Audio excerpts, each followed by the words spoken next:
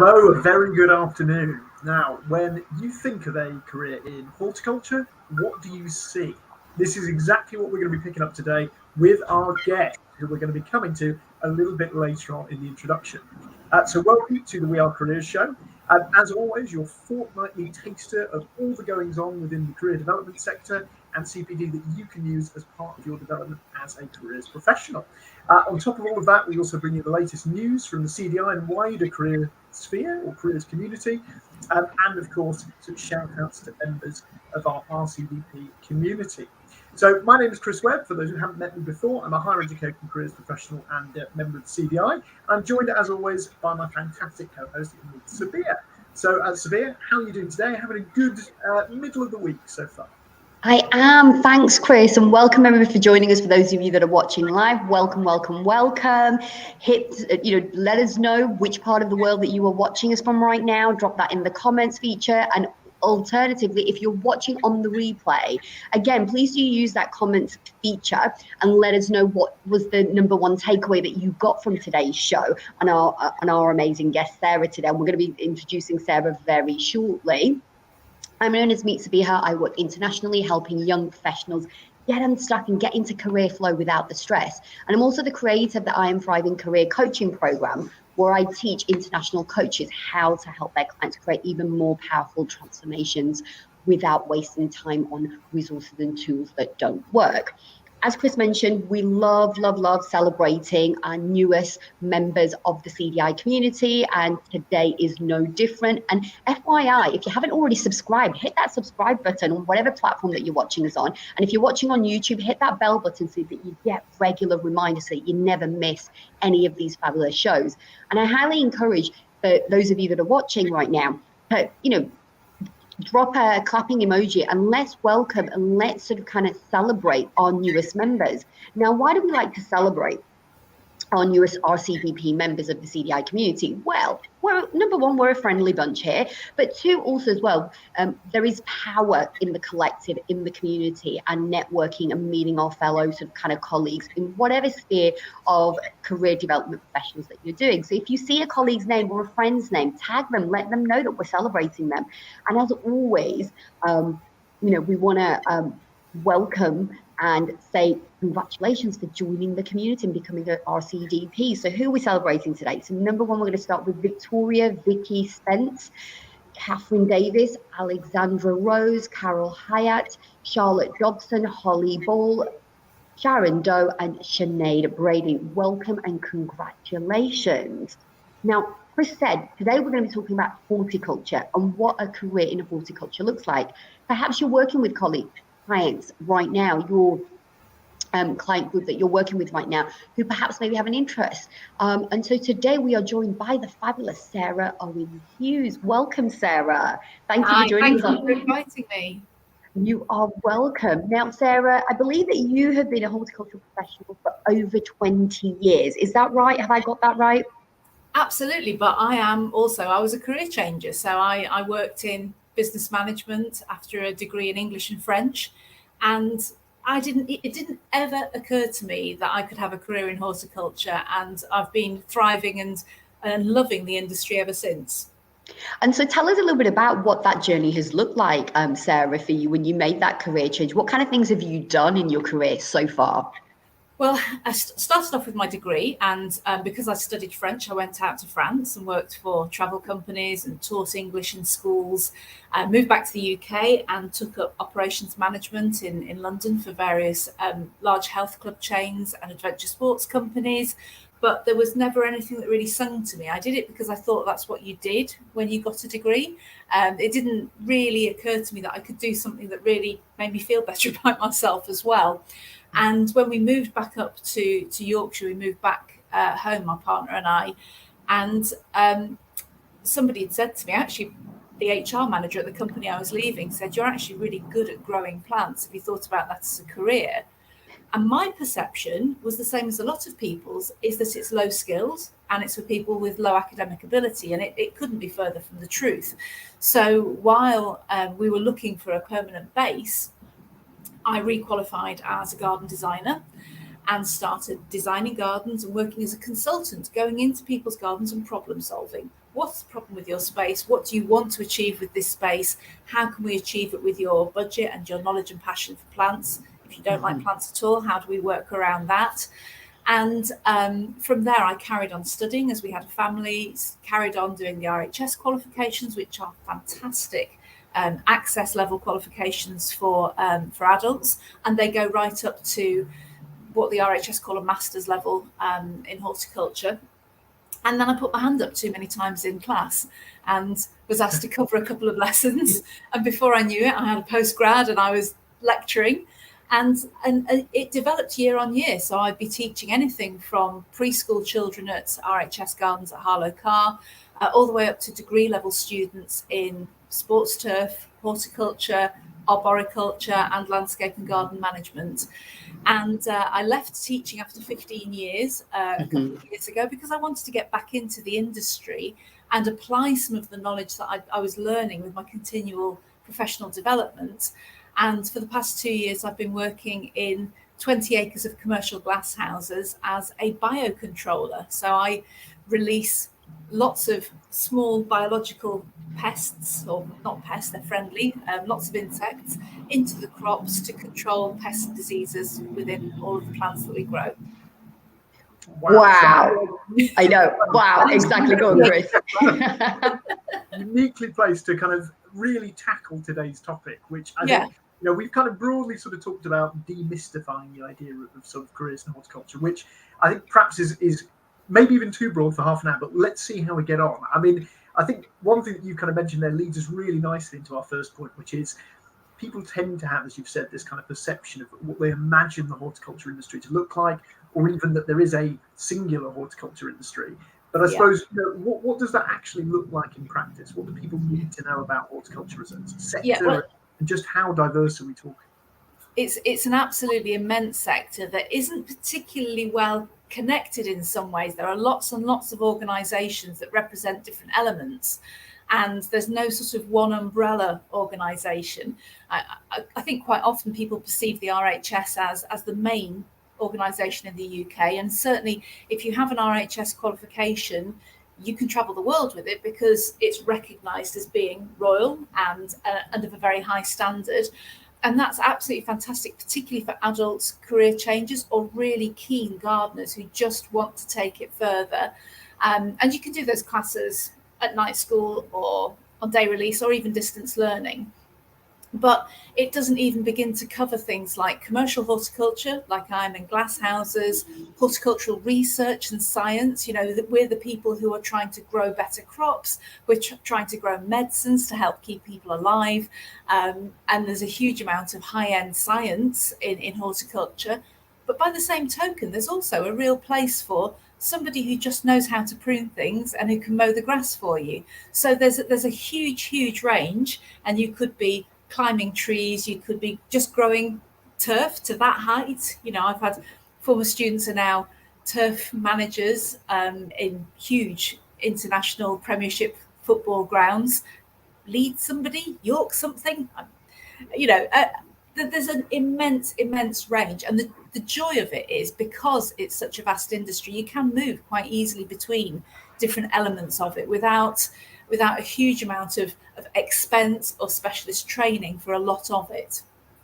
I mean, I think we're going to pick up some of this a little bit kind of later on in the show, but I mean, what do you think are some of the reasons behind that difficulty, I guess, in translating what's actually out there in the horticulture industry and then how people perceive it?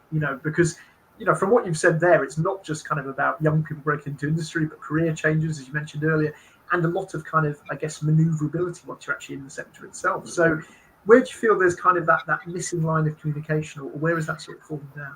It's really difficult because I think it's one of those industries that isn't particularly well covered by the national curriculum. It's covered really nicely at primary school level. There's nearly always some growing, some nature, the campaign for school gardening, again, that the RHS spearheaded. And then it sort of falls off a cliff when you get into secondary school. So growing and caring about plants and the environment hasn't really factored into the national curriculum. There's a little bit in biology, there's a little bit of plant science, which only came in about 5 years ago with ash dieback, actually, because of ash dieback and the impact it will have on trees. The new natural history GCSE is very exciting because that will hopefully cover it. But I think one of the biggest problems is that we call it something that nobody understands. I mean, horticulture, I've had people asking me where I keep the horses, and it's a really obscure name for what one of my friends used to call professional plant bothering, which, you know, does have connotations as well. But, you know, if you love outdoors and plants and seeing things grow and nature, maybe we should just call it nature. I don't know, but it's obscure. It's not the standard, and it's certainly not a standard career pathway. If you're going into degree programs, there are very few horticulture degree programs. There are some plant science degree programs, but again, some people don't have that scientific leaning, and I've come into science later in life. There are some landscape architecture degrees as well, but they're mostly architecture focused and not overly focused on the plants. So it's really easy for somebody who's looking for a career pathway to feel lost, because it is very obscure and then very, very broad. But it's also really hard for a career professional, because where do you start? It's immense. It's an immense topic. Agreed, and Sarah, and already, and I just want to head on over to the comments and bring in some of the comments that we're getting through, because you're definitely getting people inspired and thinking about what does horticulture mean, and sort of some of the questions I think that you're posing as well. So, I mean, I just want to acknowledge we've got viewers today from Glasgow, Gravesend, in fact, international, Pakistan. We've got people watching Malvern, Liz. Hey, Liz, great to see you. You know, we've got people celebrating, obviously, the new members. One of the Facebook users has just said, fab to hear the range of things you've done, Sarah. Such a transferable skills and knowledge, and some amazing new jobs, which are so exciting. And then that kind of comes on to how cool is your career? Someone's got career envy, Sarah. Whoa. As a beginner gardener, I'm inspired by this, having considered RHS courses just to build my skills. So it's fascinating to hear about your journey. Isn't this wonderful? I mean, what else is, you know, maybe you're watching this on the replay or live. What's resonating with you today as you watch this? Perhaps it's for yourself. Maybe it's your own passion. It's a hobby that you have. Or maybe you're thinking about, you know, exploring this with your client groups, the community that you are serving. How can we do that? One of the person has just said as well, really interesting to hear about the shift in school courses over time. There used to be rural skills as well. Showing my age, but I believe so strongly in learning about land-based industries. So you've definitely got somebody who is passionate, just as passionate about this topic as you, Sarah. And so one of the questions that I know that we had, that I know many of our viewers will also be pondering over is that, so given that there is sort of such a sort of disparity and so many different pathways that one can go down, how can we, the career professionals, exercise, you know, this newfound curiosity, or even sort of kind of existing curiosity about careers in horticulture, and how can we help sort of kind of navigate our clients so that we can serve them in the best possible way and give them access to the opportunities, because it sounds like there's tons of opportunities here within this industry. Absolutely. So the first thing I would say is have a look at something like the Grow Careers website, which is run by the Chartered Institute of Horticulture, of which I'm a very proud member. And, you know, we go out and do outreach as part of our job because we're evangelical almost about it. So you'll see members at flower shows on the advice stands looking at plants and giving people hints and tips, because we want to share that passion. But on that site, they've got career profiles of a range of different jobs. They don't cover all of them, but they cover a lot. So it gives you a lot of information. I think as well, it's really important to understand what your client is, what their passions are. So my job is quite formulaic. I have set tasks each day and it's seasonal, but our plants tend not to grow more than 16 or 18 weeks. So that's great because I've got quite a short attention span. So I like that. I don't want to watch a tree grow for 50 years. I know that I actually like to have a finish. So it's taken me years to work that out, but that's important to me. I also know that I really, really like people and communication, and I don't get that as much in the glass houses because there's maybe 50 of us, but we're all working on machines. It's busy, it's hot, and it's dirty. So I scratch that itch by talking to gardening clubs and working and doing things like this, which helps feed that need to communicate.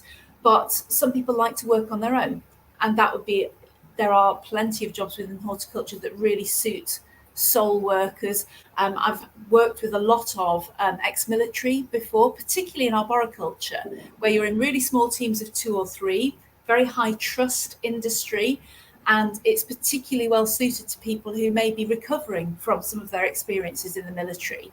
There's technical roles as well, which would suit somebody who's practical, who's come out of an engineer background, or just likes fiddling.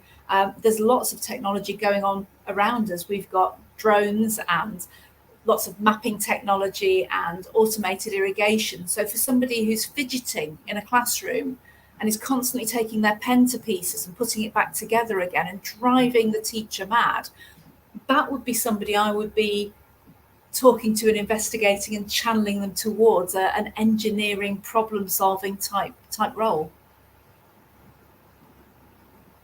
I love that. I love that how, Sarah, that you brought in sort of such wonderful examples, and I can see already in the comments people are sort of kind of throwing things sort of kind of at us as you were sort of kind of sharing those insights. I mean, listening to you, I kind of feel as if I'm going to make a career change again, I think I know which industry I'm going to be heading towards. The green side. I know, exactly, because you've just kind of pretty much shared how there is a job role within the industry for every sort of kind of individual personality type, whether it's you like working on your own or you like working with people, there is something in the industry. There is a career there. It's a case of just identifying and mapping that out. And I guess as career professionals, our role is to help support our clients and help them figure this out together. So I love that. I'm just going to, again, bring in some of the comments that have just sort of come through as you were sharing that. One person, Facebook user, just said here, really interesting to hear about the shift in school courses over time. Oh, yeah, sorry, I've mentioned that. I've already covered that. Sorry, Catherine Jennick, that was it. Catherine Jennick just mentioned here, really good point about the subject being missing from secondary school. It's a real mismatch when so many teenagers are passionate about the climate and the environment. Exactly, we haven't even talked about climate change and how this industry can, right? We haven't even got into that today. Maybe we'll have a little bit of time for you to sort of kind of share your insights and your perspective about some of the jobs that exist within the industry that can counterbalance that. So thank you for that, Catherine. Really great point. Somebody else has just shared here, Facebook user, I loved hearing about the lockdown balcony gardener who exhibited at Chelsea this year. Jason Cloudy. Yeah, fantastic. And apparently he's given up his full-time work to pursue ways to make gardening accessible to people who are gardening in small spaces. Because often, isn't it, when you sort of live in a small space, or maybe the balcony is the only thing that you have, or maybe it's sort of you don't even have a balcony, maybe it's sort of kind of indoor gardening. There's so many options and opportunities, isn't there, that you can sort of do that. And then we've got here, hi Sarah, thanks for being there to share with us. I work with 16 and 18-year-old footballers. Some choose to do their work experience placements with clubs as groundkeepers. It's great to have horticulture-based resources to add to my team's career for my learners. Is there anything else that you would signpost that particular viewer to? Is there any sure. If you look at bigger, so the British Industry of Greenkeepers, Green and Grounds and Greenkeepers Association, they have a trade show every January, which is free in Harrogate in North Yorkshire, but they have a lot of resources on there for sports turf. And sports turf is a really good career option for people who are really passionate about sport, but realise that maybe their pathway is not going to take them up to Premiership level, for example, or they're a keen cricketer or a golfer. I've got a friend of mine went out to Australia because he wanted to travel, and his only transferable skill at that point was gardening, because he'd done a bit of gardening for his parents. So he started working as a gardener, and he's now a head greenkeeper at one of the major golf courses in Australia. Wow. And he's working with nature, with Australian natives. He's chasing kangaroos off the pitch because they get in the way.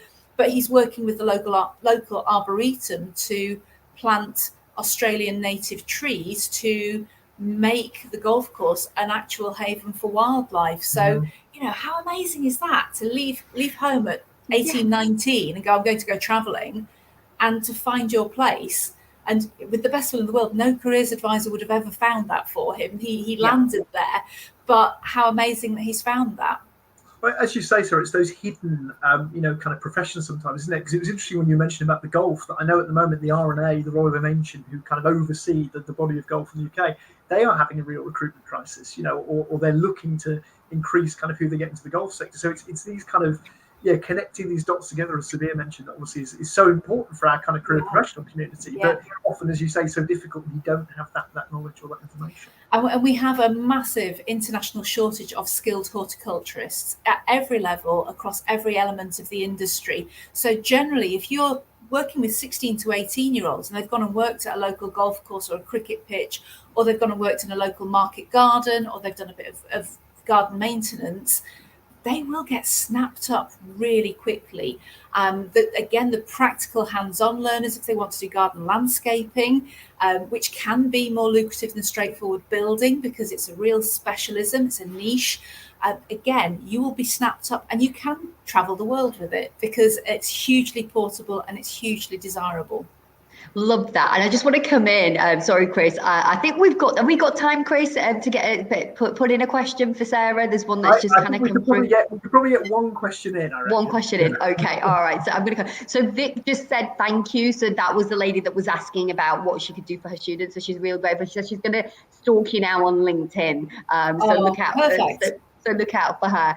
So we're just getting here, LinkedIn user watching this episode. Okay. So I'm working in the School of Geography at QMUL. Welcome. It's great to have you here. Very often, this is the first time students get really into climate change. What work experience or companies should students be targeting, Sarah? Wow, that's fantastic. Well, I think we can start from the ground up, can't we? There's so much that you can do. Depends whether you want to go marine or not. And actually, there's people like the Isle of Man Wildlife Trust who are doing lots of growing of seagrass and seeding the ocean to help take up carbon dioxide. And that's underwater gardening, which I'm amazed by. Climate change is a massive issue, and I would suggest looking at some of the countryside jobs services websites. So there is one that's CSJ. I'll send you the link at the end of the show, and look at all the things that they have on offer. So they have placements for wildlife officers, for countryside rangers, for tree officers. There's a massive push to plant trees for the Queen's Green Canopy at the moment, which is phenomenal, and the Northern Forest, which will be linking from Manchester right across to Humberside and the northeast.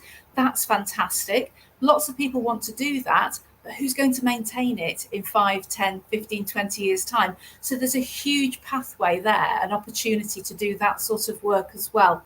I would say to undergraduates who are really interested in climate change, find out what it is that really sings to you. Is it reseeding the peat bogs with moss, which we're doing through micropropagation, high-end science, and spraying it across? Rewilding, but you need to really consider what rewilding actually is, because we do control nature and we need to control it in a sustainable way. We can't just leave plants to go completely wild. Go and speak to a local forester. Call up your woodland trust or the Forestry Commission and say, right, there's a forest down the road. Can I speak to your forestry officer and talk to them about what they do? Can I talk to somebody at the National Trust? They all have head gardeners and landscape managers. I think you'll find for the most part, we're all very busy because there aren't many of us. But for the most part, we are so excited that somebody under the age of 50 is interested in our career, in our industry. We welcome them in. I did an amazing management training program last week with the MDS scheme, which is a post-grad scheme for graduates who want to go into food production and horticulture, protected growing. And I couldn't believe my luck. I had 100 people who wanted to work in plant growing. I felt completely spoiled. I still lost my voice from then. That's amazing. Thanks, Sarah. And I think, this is definitely going to be worthy of another episode, isn't it, Sabiha? I think we need like a green jobs The comments are blowing up, Sarah. You've got the comments blowing up. I'm sorry that we haven't been able to get to all of you. Leanne, thank you for joining us. Carolyn, thank you for joining us as well. I know you've got questions and comments. We really appreciate that. I know Facebook users put something in there. As Chris said, this is something definitely that has got us talking, got our curiosities going. I mean, so kind of as we wrap up today's show, Chris, what are kind of the final thoughts that we want to share, and how can people sort of that are interested, because the resources documents, so everything that Sarah's been talking about today, as always, for our members, that's an exclusive bonus that you get with the show. You do have to be a CDI member. You can head on over there to join. That you can get access to everything that we've been talking about and all the resources and links and things that we've been talking about, plus obviously all the news stories that we're going to be sharing shortly as well. But Chris, as we wrap up today's show, final thoughts. Yes, it's a bit like Jerry Springer, isn't it? I know. Throw it back now. I think the main thing is, wow. Blown away by the sheer volume of information, as I was the first time that I met Sarah. So a bit of a disclaimer there. Sarah and I have worked together before, and I had very much the same reaction when we first spoke, which was, there is so much I don't know here. But I think, as careers professionals, we know this. We know that we can't know everything. This is exactly why we need great advocates for their industries like Sarah to come and tell us all these great things, spark that curiosity, and follow some of those rabbit holes through those resources we're going to be sharing. So that would probably be my final thoughts. Sarah, very quickly, if people want to get in touch with you, what's the best way for them to find you and chat to you? Well, I'm on LinkedIn, and I'm the one with flowers in the background. There are two Sarah Owen-Hughes, I believe. And I'm on Facebook as well. I have a handle on Twitter and Instagram, which is the Darwin Gardener or Darwinian Gardener, because it's the survival of the fittest in my own garden, because it's the place I spend the least amount of time. I also have a Trials and Tribulations podcast, which is me and two colleagues. One is a curator at an arboretum, and one runs a garden centre for adults with additional needs. And we interview and talk to people from the industry. So we had a stage called The Human Gardener at the Harrogate Spring Flower Show this year. All of those interviews, they're no more than 15 minutes long. They are all on Instagram for free on the Human Gardener page. And actually, the Cloud Gardener, we're interviewing him at the Autumn Flower Show at Newby Hall in September. Jason came to the spring show, and I reached out to him because he worked in hospitality, and everything stopped in lockdown, and gardening helped to keep him safe. So there's a lot that we can do in terms of mental health support and therapeutic gardening as well. But I'm very happy to respond to anybody who wants to reach out to me. Amazing, Sarah. Thank you. Such valuable insights in there. Sabiha, sorry, carry on. No, I was just going to say, wow, you heard an exclusive here today with us. Thank you, Sarah, for sharing that with us and letting our viewers know of what you've got coming up. And clearly there are fans here that are watching today of the work that you do, but also as well, obviously, of the guests that you're going to be having as well. So fantastic. Sarah, I think thank you so much, honestly, for joining us today. This has been a great show. I have just been kind of sitting back, listening and learning and taking in all of your knowledge. Because as somebody who isn't particularly green-fingered, this has definitely been a fun show for me to do. And it's now time to do the latest CDI stories and then the wider CIAG sector news as well. So thank you. So what did I pick today? So topic number one was exploring effective approaches to career guidance for refugees. Now, many members showed an interest in this area, and there is now a powerful and informative video and presentation deck that explores this, available on the website. Now, you don't need to be a member to access this resource, and the link for exactly where you can find this video, because there's the website is populated with so much amazing content, has been included in the resources document. Now, with that being said, and we've been talking a lot today about CPD and continuous professional development, perhaps you're thinking about doing a qualification to keep up with your CPD and up to date, or perhaps maybe you're new to the sector and you're thinking about becoming a career development professional. Well, the CDI Academy is a great place to start. There's a link to see the latest courses that can be found on the website once again, and the link directly to that resource will be included in the show resources document. Now, the amazing Dr. Lynn Barnum, our CDI Fellow and Project Associate, sent out the latest monthly CPD newsletter for June, just last week.